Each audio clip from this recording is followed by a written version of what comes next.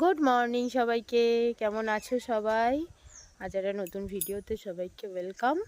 এখন সকাল 10টা মতো বাজে। অনেকক্ষণ আগে ঘুম থেকে উঠেছি, কিন্তু বাড়িতে একটা অসুবিধা হওয়ার জন্য সবার মন খারাপ, বসেছিল, চিন্তাভাবনা করছিল, কথাবার্তা বলছিল, তার জন্য ভিডিও শ্যুট করতে পারিনি।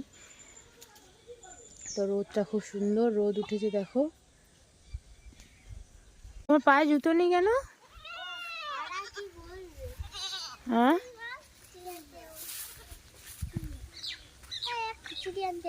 কে খিচুড়ি আনতে যেতে হবে না? ফুল তোলা হয়ে গেছে ঠাকুরের ফুল তোলা হয়ে গেল। আমাদের মন্দিরের দাসী জেঠির হয়ে গেল ঠাকুরের। চা বসিয়েছ? চা আর কি গো? বিস্কুট খাবে, চা দিয়ে মুড়ি আছে, আর এখানে কি কাটছো?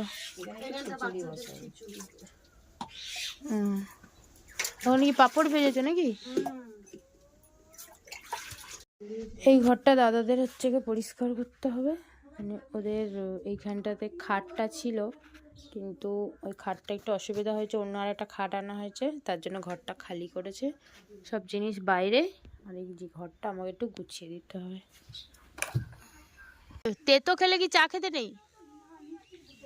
মিষ্টি জিনিস খেতে নেই? তাহলে ওর গুণটা কি নষ্ট হয়ে যায়? ওর গুণটা নষ্ট হয়ে যায়, বিষাক্ত হয়ে যায়। এই তো তোর ব্রাশ হয়েছে? কলগেট ওইখানে আছে, ওই ব্যাগটার মধ্যে। তো এটা আমার এখন সকালের ব্রেকফাস্ট। মুড়ি আছে, চানাচুর দিয়ে মেখে দিয়েছে, 2 রকম পাঁপড়, তার সাথে দুধ চা। রোদে বসে আমি এখন এটা খাচ্ছি। আলমারি নেই, আলমারির কাঁচটা শুধু আছে। দেখো আমাকে কেমন চেহারাটা হয়েছে এখন। এখানে রোদে ঘুরে ঘুরে আমি পুরো শেষ, ঠিক আছে? তুমি যাও, আমি এই ঘরে মামিদের হচ্ছে কাজ করব। তোমরা দুজন ওখানে জায়গা নিয়ে বসো, দিদুন খেতে দেবে, কি খাও। লাইটটা জ্বালো। ইটগুলো সরাও, বুঝলে? ইটগুলো সরাও, ইটগুলো সরাও। খাটটা রাখা হচ্ছে, আর এইগুলো দেখছি, গুছিয়ে দিচ্ছি ভালো করে। তো ঘরটা দেখো মোটামুটি গোছানো তো হয়েছে। এবারে যত আবর্জনা, এত আবর্জনা বেরিয়েছে ঘরটা থেকে, এত আবর্জনা। এখনো খাটের তলা ঝাড় দিচ্ছে, এগুলো আমি গুছিয়ে দিলাম। জায়গা চেঞ্জ হলো, আলমারিটা এখানে ছিল, আলমারিটা ওদিকে করেছি। এই শোকেসটা এরকম ছিল, ওটা ওরকম করে দিয়েছি। আর ওই ট্রাঙ্কটা ছিল ওই শোকেসটার জায়গাতে। খাটটা ছিল আরও নিচু, আমি উঁচু করে দিয়েছি।